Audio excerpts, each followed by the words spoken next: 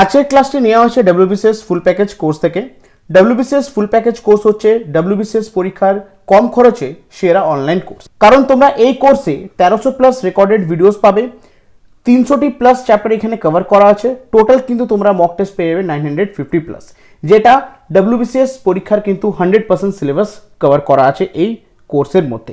এবং এখানে আরও যে সমস্ত ফিচার্সগুলো দেওয়া আছে এগুলো যদি তোমরা ভালো করে যদি ফলো করো, ডব্লিউবিসিএস প্রিলিমস প্লাস মেন্স এক্সামের জন্য অন্য কিছু আর ফলো করতে হবে না। এখানে আমরা 4টে সাবস্ক্রিপশন মডেলে তোমাদেরকে এনরোলমেন্ট করানো হচ্ছে। তোমরা ডিটেলস যদি জানতে চাও অবশ্যই তোমরা কিন্তু ডেসক্রিপশন বক্সের লিঙ্ক দেওয়া আছে, সেই লিঙ্কটি ভালো করে ফলো করো, সেখানে কিন্তু সমস্ত ডিটেলস পেয়ে যাবে। তো চলো আজকের যে ডব্লিউবিসিএস ফুল প্যাকেজ থেকে যে ক্লাসটি নেওয়া আছে সেটা আমরা শেষ পর্যন্ত দেখে নিই। Hello viewers, welcome to M H education lab. তো অলরেডি তোমরা জানো যে আমাদের জেনারেল সায়েন্স ফর ডব্লিউবিসিএস জন্য 1000 যে প্র্যাকটিস সেটটা চলছিল, তো সেই সেটের আজকে তোমাদের সাথে 18th নম্বর সেট নিয়ে আলোচনা করব। ক্লিয়ার? এখানে তোমাদের জন্য মোস্ট ইম্পর্টেন্ট 25টা এমসিকিউ আছে, যেগুলো এক্সাম পয়েন্ট অফ ভিউ থেকে খুবই ইম্পর্টেন্ট। তোমরা সকলে কিন্তু প্রশ্নগুলোকে ভালো করে পড়বে, মনে রাখার চেষ্টা করবে এবং যদি পারো এগুলোকে একটু খাতায় নোট ডাউন করে রাখারও চেষ্টা করবে। ক্লিয়ার? তাহলে চলো ক্লাসটি শুরু করা যাক। আজকে প্রথম প্রশ্ন দেখে নাও কি আছে। Protein is considered as dash.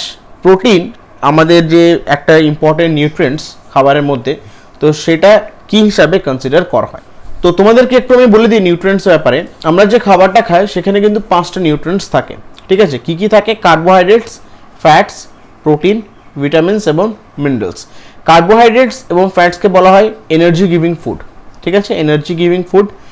প্রোটিনকে বলা হয় বডি বিল্ডিং ফুড, ঠিক আছে? Body building food. ভিটামিনস এবং মিনারেলসকে বলা হয় প্রোটেক্টিভ ফুড। ক্লিয়ার? তো 5টা যে আমাদের ইম্পর্টেন্ট যে নিউট্রিয়েন্টস আছে তার মধ্যে হচ্ছে প্রোটিন। তো প্রোটিনকে কনসিডার করা হয় কি বডি বিল্ডার বা বডি বিল্ডিং ফুড হিসাবে। Clear? Protein is a macronutrient that is essential for building muscles mass, is commonly found in animal product. Through it also present in some other sources such as nuts and legumes. তো protein হচ্ছে একটা কি macro nutrient, যেটা কিন্তু আমাদের শরীরে যে সমস্ত মাসলসগুলো আছে সেটাকে কিন্তু বিল্ড আপ করার জন্য কিন্তু এটা খুবই ইম্পর্টেন্ট। ক্লিয়ার? আর এটা কিন্তু ম্যাক্সিমামটি পাওয়া যায় অ্যানিমাল প্রোডাক্টসের উপরে, আর কিছুটা কিন্তু অন্য জিনিসও পাওয়া যায়, যেমন নাটস, লেগিউমস, ঠিক আছে? এইসব জিনিসও কিন্তু প্রোটিনস পাওয়া যায়। ক্লিয়ার? চলো নেক্সট কোশ্চেন কি আছে। Cellulose is a chief constituent of dash. Cellulose হচ্ছে কিসের চিফ কনস্টিটুয়েন্ট? সেলুলোজ অ্যাকচুয়ালি কোথায় থাকে? এর সঠিক উত্তর হবে অপশন এ, সেটা হচ্ছে সেল ওয়াল। ক্লিয়ার? তো একটু দেখে নিয়ে ব্যাপারে। Cellulose is an important structural component of the primary cell wall of green plant, many forms of algae and oomycetes. তো প্লান্ট সেলের যে সেল ওয়াল থাকে তার সব থেকে ইম্পর্টেন্ট স্ট্রাকচারাল কম্পোনেন্ট হচ্ছে কিন্তু তোমার সেলুলোজ, ঠিক আছে? তো সেলুলোজকে কনসিডার করা হয় কি প্লান্ট সেলের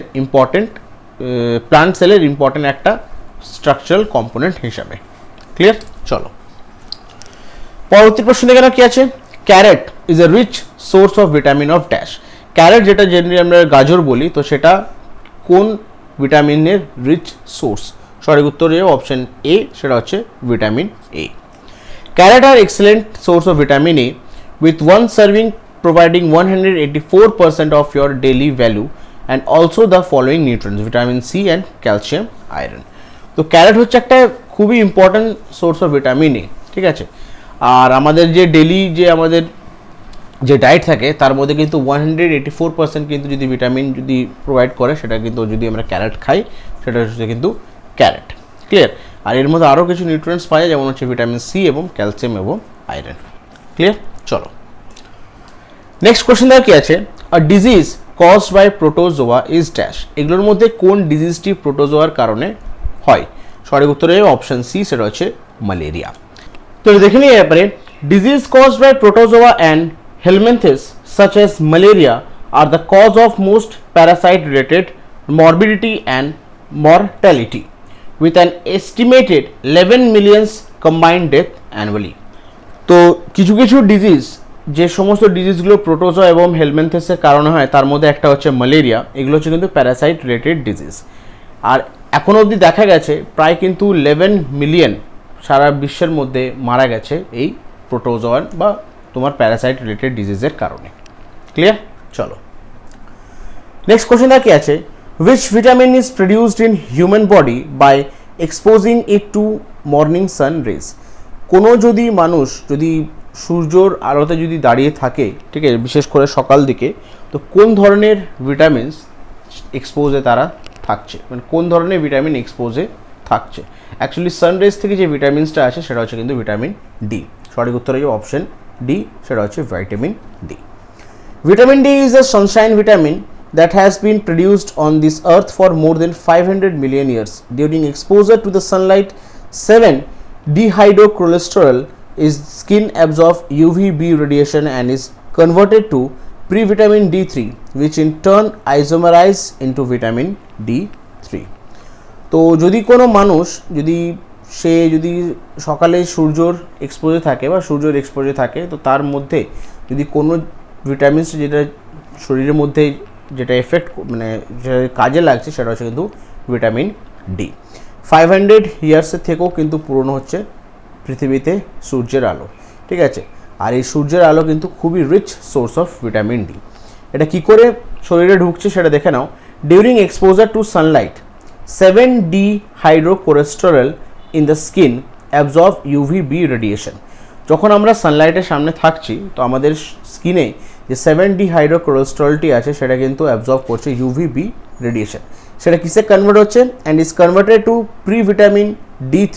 সেটা প্রি ভিটামিন D3তে কনভার্ট হচ্ছে, যেটা পরবর্তীকালে আইসোমারাইজ হয়েছে কিন্তু আমাদের শরীরে ভিটামিন D3 হিসাবে সেটা ইউজড করা হচ্ছে। তো এইভাবেই আমাদের শরীরে কিন্তু সূর্যের আলোটি আমাদের শরীরে ভিটামিন ডি প্রোভাইড করে। ক্লিয়ার? চলো নেক্সট কোশ্চেন দেওয়া কি আছে, bone is use as fertiliser because it is contain the plant nutrient. আমাদের শরীরে যে হাড় বা নর্মাল যে হাড়, সে হাড় ইউজ করা হয় ফার্টিলাইজার হিসাবে, কারণ হাড়ের মধ্যে এমন একটি জিনিস থাকে যেটা প্ল্যান্ট নিউট্রিয়েন্টসের জন্য খুবই ইম্পর্টেন্ট। কী থাকে? সঠিক উত্তরে যাবে অপশন বি, সেটা হচ্ছে phosphorus. Bone ash, bone meal is normally used as an organic fertilizer as it contains calcium and phosphorus, which are both nutrients for plants. ঠিক আছে, তো হাড়ে অ্যাকচুয়ালি হাড়ের অ্যাশ বা হাড়ে কী হয়, এটা হচ্ছে একটা অর্গানিক ফার্টিলাইজার হিসাবে সেটা ইউজ করা হয়, কারণ হাড়ে কী থাকে, তোমার ফসফরাস থাকে, তার সাথে কিন্তু ক্যালসিয়ামও পাওয়া যায়, যেটা কিন্তু দুটোই প্লান্টস নিউট্রিয়েন্টসের জন্য খুবই ইম্পর্ট্যান্ট। ক্লিয়ার? চলো নেক্সট কোশ্চেন কি আছে, which of the following cell secrete insulin? এগুলোর মধ্যে কোন সেল ইনসুলিন সিক্রেট করে? সঠিক উত্তরে অপশন ডি, সেটা হচ্ছে beta cells. Beta cells or B cells produced insulin and are the most abundant of islet cell. তো বিটা সেল কিন্তু কি প্রডিউস করে? ইনসুলিন প্রডিউস করে, আর এটা হচ্ছে and are most abundant of islet cell, আর ইসলেট সেলের সব থেকে বেশি পরিমাণে কিন্তু এটা পাওয়া যায়। ক্লিয়ার? চলো, blood pressure is the pressure exerted by blood on the walls of dash. তো আমরা জেনারেলি ব্লাড প্রেশার খুব একটা কমন একটা টার্ম জেনারেলি ইউজ করি। তো ব্লাড প্রেশার কিন্তু প্রেশার এক্সার্ট করে বাই ব্লাড, ঠিক আছে, রক্তের দ্বারা একটা প্রেশার এক্সার্ট করা সেটাকে বলা হয় ব্লাড প্রেশার। তো রক্তের দ্বারা যে প্রেশারটা এক্সার্ট করা হয় সেটা কোথায় করা হয়? এর সঠিক উত্তর হচ্ছে option C, arteries. Clear? Blood pressure is a force of the blood pushing against the artery wall. The force is made with each heartbeat as blood is pumped from the heart into the blood vessels. This is called systolic blood pressure. তো blood pressure হচ্ছে কি একটা force, যেটা কি হচ্ছে blood যে push করছে, ঠিক আছে, সেটা হচ্ছে কিন্তু ব্লাড প্রেশার। আর্টারিজ ওয়ালসে যে ব্লাডটা পুশ করছে সেটাকে বলা হচ্ছে কিন্তু blood pressure. Clear? The force is made with each heartbeat. এই ফোর্সটা যখনই হার্টবিট যখনই হচ্ছে তখনই এই ফোর্সটা কিন্তু তৈরি হচ্ছে। As blood is pumped from the heart into the blood vessel. ব্লাডের হার্ট থেকে যখন ব্লাডটা পাম্প করা হচ্ছে ব্লাড ভেসেলসে, ঠিক আছে, তখন সেটাকে বলা হচ্ছে কি সিস্টোলিক ব্লাড প্রেশার। ক্লিয়ার? বুঝতে পারলে? চলো নেক্সট কোশ্চেন কি আছে, house fly spread dash. House fly কি স্প্রেড করে? সঠিক উত্তর হবে অপশন ডি, সেটা হচ্ছে টাইফয়েড। এটা দেখে নিয়ে ব্যাপারে, the common house fly can transmit the pathogens that cause shigellosis, typhoid fever, E coli and cholera The diseases caused agent that either be transmitted by the body hairs or by the tarsi which are transmitted to food on surface when the fly lands. তো যে common যে house fly হয় সেটা কিন্তু pathogen transmit করে, আর এই কারণে কিন্তু কিছু কিছু ডিজিজ যেমন শিলগোসিস, টাইফয়েড ফিভার, ইকোলি এবং কলেরার মতন ডিজিজ কিন্তু হওয়ার চান্সেস থাকে। ক্লিয়ার? তারা যখন কোনো নোংরা জায়গায় বসে, সেই নোংরা জায়গায় যখন পাতে তাদের জার্মসগুলো স্টিক করে যায়, সেটা কিন্তু যখন আমাদের খাবারে এসে বসে সেই জার্মসগুলো সেখানে পড়ে, সে খাবারটা যখন আমরা কনজিউম করি তখন তো আমাদের শরীরটি প্রবলেম করে। ক্লিয়ার? তো এইভাবে কিন্তু হাউস ফ্লাই কিন্তু ডিজিজ স্প্রেড করে। চলো নেক্সট কোয়েশ্চেন দেওয়া কী আছে, খুব important question. Lockjaw is the last phase of which of the following disease? কোন ডিজিজের লাস্ট স্টেজ বা লাস্ট ফেজ হচ্ছে লক জ? সঠিক উত্তরে হবে option D, tetanus. Very very important question এটা। Clear? Tetanus is an infection caused by bacteria called Clostridium tetani. When the bacteria invaded the body, they produced a poison that caused painful muscle contraction. Another name of tetanus is lockjaw. তো tetanus হচ্ছে কি? Tetanus is an infection, যেটা কিসের কারণে হয়? Bacteria, যেটা হচ্ছে Clostridium tetany, এই ব্যাকটেরিয়ার কারণে কিন্তু ইনফেকশনটি হয়। ক্লিয়ার? এই ব্যাকটেরিয়া যখন আমাদের শরীরে ইনভেড করে তখন সেটা কিন্তু পয়জন সিক্রেট করে, আর এই পয়জন সিক্রেট করার কারণেই কিন্তু মাসেলসগুলো কী হয়? কন্ট্রাক্ট হওয়া শুরু হয়, আর যেটা পরবর্তীতে কী হয় তোমার মানে টিটেনাসের যে আরেকটি নাম সেটা হচ্ছে কিন্তু লক জ। ক্লিয়ার? খুব ইম্পর্টেন্ট কোয়েশ্চেন। নেক্সট কোয়েশ্চেনটা কী আছে? In chemistry soap is a salt of a dash.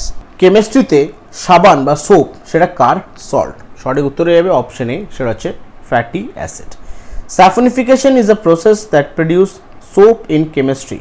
Soap are sodium or potassium salts of higher fatty acid like stearic acid, palmitic acid, oleic acid, etc. তো saponification process এর থ্রুতে কিন্তু কি তৈরি করা হয়? Produce soap in chemistry. ঠিক আছে? কেমিস্ট্রিতে সোপ তৈরি করা হয়। সোপ আর সোডিয়াম আর পটাশিয়াম সল্ট, সোপ হচ্ছে কিন্তু সোডিয়াম আর potassium salt of higher fatty acid. ঠিক আছে? Higher fatty acid of sodium এবং পটাশিয়াম সল্ট দিয়ে কিন্তু সোপ তৈরি হয়, যেমন হয়ে যাচ্ছে stearic acid, palmitic acid, oleic acid, এই ধরনের অ্যাসিড ঠিক আছে দিয়ে কিন্তু তোমার স্যাপনিফিকেশন প্রসেস দিয়ে কিন্তু সোপ তৈরি করা হয় কেমিস্ট্রিতে। ক্লিয়ার? চলো নেক্সট কোয়েশ্চেনটা কি আছে? Radioactive elements emit dash. Radioactive elements যেগুলো হয় সেগুলো কি এমিট করে? Option D, alpha, beta, gamma radiation. সব কটাই। Radioactive elements emit alpha, beta, gamma radiation. Emission of gamma radiation takes place after emission of alpha and beta radiation. তো radioactive elements কি emit করে? প্রত্যেকটা জিনিস এমিট করে, alpha, beta, gamma তিনটে radiation emit করে, কিন্তু গামা যে রেডিয়েশনটা সেটা আলফা এবং বিটা রেডিয়েশন হওয়ার পরে কিন্তু গামা রেডিয়েশনটা সেটা এমিট হয়। ক্লিয়ার? চলো নেক্সট কোয়েশ্চেনটা কি আছে? Glucose is a type of dash. Glucose হচ্ছে একটা কোন ধরনের বা কোন টাইপ অফ সুগার? সঠিক উত্তরে option B, hexose sugar. Glucose is type of hexose sugar. Clear? Next কোয়েশ্চেনটা কি আছে? Dash is the by product of sewage treatment and can be decompose to produce biogas. এগুলোর মধ্যে কোনটি হচ্ছে বাই প্রোডাক্ট সুয়েজ ট্রিটমেন্টের, আর এটা কিন্তু পরবর্তীকালে ডিকম্পোজ করে বায়োগ্যাস কিন্তু তৈরি করা যায়? এগুলোর মধ্যে কোনটি? সঠিক উত্তর হবে option B, sludge. Sewage treatment involves 3 stage. Sludge is semi-solid residue produced in the first step during treatment of sewage and wastewater. তো সুয়েজ ট্রিটমেন্টের তিনটে স্টেজ কিন্তু তোমার ইনভলভ থাকে। প্রথমটা হচ্ছে কি? স্লাজ, যেটা সেমি সলিড রেসিডিউ প্রডিউসড হয় কখন? প্রথম স্টেপে যখন সিওয়েজ ওয়াটার এবং ওয়েস্ট ওয়াটার ট্রিটমেন্ট করা হয় তখন যে ফার্স্ট যে ইনিশিয়াল জিনিস একটা সেমি সলিড রেসিডিউ প্রডিউস হয় সেটা হচ্ছে কিন্তু স্লাজ, আর এটাই হচ্ছে কিন্তু সুয়েজ ট্রিটমেন্টের একটা বাই প্রোডাক্ট, আর পরবর্তীকালে এটা দিয়ে কিন্তু তোমার ডিকম্পোজ করে বায়োগ্যাস তৈরি করা যেতে পারে। ক্লিয়ার? চলো নেক্সট কোয়েশ্চেনটা কি আছে? Which one of the following non metal show allotropy in the liquid state? তো এগুলোর মধ্যে কোন নন মেটাল ঠিক আছে লিকুইড স্টেটসে অ্যালোট্রফি তার নেচারটি শো করে? সঠিক উত্তরে যাবে অপশন বি, সালফার। এটা দেখে নিয়ে এরপরে sulphur is a non metal that show allotropy in liquid state. Sulphur হচ্ছে একটি নন মেটাল যেটা লিকুইড স্টেটে অ্যালোট্রপিক নেচার তারা শো করে। If sulfur is heated slowly, the changes between the different form can be observed. These changes are in the form of color and viscosity of the liquid. যদি সালফারকে আমরা আস্তে আস্তে hit করি তো তার মধ্যে কিন্তু ডিফারেন্ট চেঞ্জ কিন্তু দেখা যেতে পারে। এই চেঞ্জগুলো কিসে হয়, সালফারের কালার এবং তার ভিসকোসিটির উপরে কিন্তু চেঞ্জেসগুলো জেনারেলি দেখা যায়। ক্লিয়ার? চলো নেক্সট কোশ্চেনটা কি আছে, Rn is a chemical symbol of which element? Rn এটা হচ্ছে কোন এলিমেন্টের কেমিক্যাল সিম্বল? সঠিক উত্তরে যাবে অপশন বি, সেটা হচ্ছে র্যাডন। আর যেগুলো আছে সেগুলো দেখে নাও। রেডিয়ামের কি হয় Ra, র্যাডনের Rn, রেনিয়ামের হচ্ছে RH, আর রুথেনিয়ামের হচ্ছে Ru। ক্লিয়ার? চলো which of the following is not a chemical change? এগুলোর মধ্যে কোনটি কেমিক্যাল চেঞ্জ কনসিডার করা যায় না? দেখো, বার্নিং অফ পেপার এটা হচ্ছে কিন্তু একটা chemical change, digestion of food এটা হচ্ছে chemical change, conversion of water into steam এটা হচ্ছে কিন্তু একটা ফিজিক্যাল চেঞ্জ, বার্নিং অফ কোলও কিন্তু chemical change. The correct answer হবে option C, conversion of water into steam. Clear? Conversion of water into steam is physical change because it is a physically change and reversible process. So water can be obtained again from the steam. Generally physical change R chemical change এর মধ্যে যে ডিফারেন্সগুলো হয় সেগুলো হচ্ছে কি, chemical change হচ্ছে কি তোমার রিভার্সিবল চেঞ্জ, ঠিক আছে, সরি কেমিক্যাল চেঞ্জ হচ্ছে ইররিভার্সিবল চেঞ্জ, যে একটা যদি প্রোডাক্ট ফর্ম হয়ে যায় সেটা কিন্তু তোমার পরবর্তী সেখানে আর পাবে না। বাট ফিজিক্যাল চেঞ্জ হচ্ছে কি রিভার্সিবল চেঞ্জ, ইজিলি তুমি কিন্তু সেই প্রোডাক্ট আবার পেতে পারো। ক্লিয়ার? ফার্স্ট। সেকেন্ড হচ্ছে এটা কেমিক্যাল চেঞ্জ একটা পার্মানেন্ট চেঞ্জ, ফিজিক্যাল চেঞ্জ হচ্ছে কিন্তু একটা টেম্পোরারি চেঞ্জ। কোনো নতুন সাবস্টেন্স কিন্তু ফর্ম হয় না ফিজিক্যাল চেঞ্জে, বাট কেমিক্যাল চেঞ্জে কিন্তু নতুন কিছু সাবস্টেন্স ফর্ম হয়। তো এগুলো হচ্ছে কিন্তু বেসিক কিছু ডিফারেন্স ফিজিক্যাল কেমিক্যাল চেঞ্জের। তাহলে এখানে বলছে conversion of water into steam, এখানে কি হচ্ছে জাস্ট একটা স্টেট চেঞ্জ হচ্ছে, ওয়াটার থেকে স্টিমে কনভার্ট হচ্ছে, ঠিক আছে, লিকুইড থেকে গ্যাসে কনভার্ট। আবার যদি গ্যাসকে যদি ঠান্ডা করতে আমরা লিকুইড আবার পাবো, তো একটা কি হচ্ছে রিভার্সিবল চেঞ্জ, ঠিক আছে। তো সেই জন্য এটাকে কনসিডার করা হচ্ছে কি তোমার ফিজিক্যাল চেঞ্জ হিসাবে। ক্লিয়ার? চলো নেক্সট কোশ্চেনটা কি আছে, which chemical is use to ripe mangoes artificially? এগুলোর মধ্যে কোন কেমিক্যাল আম পাকানোর জন্য আর্টিফিশিয়ালি ইউজড করা হয়? সঠিক উত্তরে অপশন সি, সেটা হচ্ছে ক্যালসিয়াম কার্বাইড। এটা দেখে নিই আপনি, calcium carbide is use to ripe mangoes artificially. Calcium carbide produce acetylene gas which act as a natural ripening agent. তো ক্যালসিয়াম কার্বাইডকে ইউজ করা হয় আমকে পাকানোর জন্য আর্টিফিশিয়ালি। ক্যালসিয়াম কার্বাইড একটা গ্যাস প্রডিউস করে, সেটা হচ্ছে অ্যাসিটিলিন গ্যাস, সেটা কিন্তু ন্যাচারাল রাইপিং এজেন্ট হিসাবে ইউজড করা হয়। ক্লিয়ার? পরবর্তী প্রশ্নটা কি আছে, which of the following gas is coloured? এগুলোর মধ্যে কোন গ্যাস কালার গ্যাস? সঠিক উত্তরে যাবে অপশন সি, সেটা হচ্ছে chlorine. Oxygen, nitrogen and hydrogen are colorless gases while chlorine is greenish yellow color gas. তাহলে অক্সিজেন, নাইট্রোজেন, হাইড্রোজেন কিন্তু সব হচ্ছে কি কালারলেস গ্যাস, এগুলোর মধ্যে কোনো কালার নেই, কিন্তু ক্লোরিন কিন্তু একটা কালার আছে, সেটা হচ্ছে greenish yellow colour gas. Clear? Next question দেখো কি আছে, which of the following is not a commercial source of energy? এগুলোর মধ্যে কোনটি কমার্শিয়াল সোর্স অফ এনার্জি না?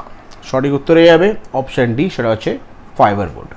ঠিক আছে, ফায়ারউড কিন্তু কমার্শিয়াল সোর্স অফ এনার্জি না। কোল, পেট্রোলিয়াম, ন্যাচারাল গ্যাস এগুলো কিন্তু commercial source of energy, but firewood কিন্তু ঠিক আছে সেটা কিন্তু তোমার কমার্শিয়াল সোর্স অফ এনার্জি না। বুঝা গেছে? চলো নেক্সট কোশ্চেন কি আছে, onion is a modified form of dash. Onion, পেঁয়াজ, এটা কিসের কোন মানে প্ল্যান্টসের কোন পার্টের একটা মডিফাইড জিনিস? সঠিক উত্তরে যাবে অপশন বি, সেটা হচ্ছে স্টেম। অ্যাকচুয়ালি এটাকে বলা হয় বাল্ব।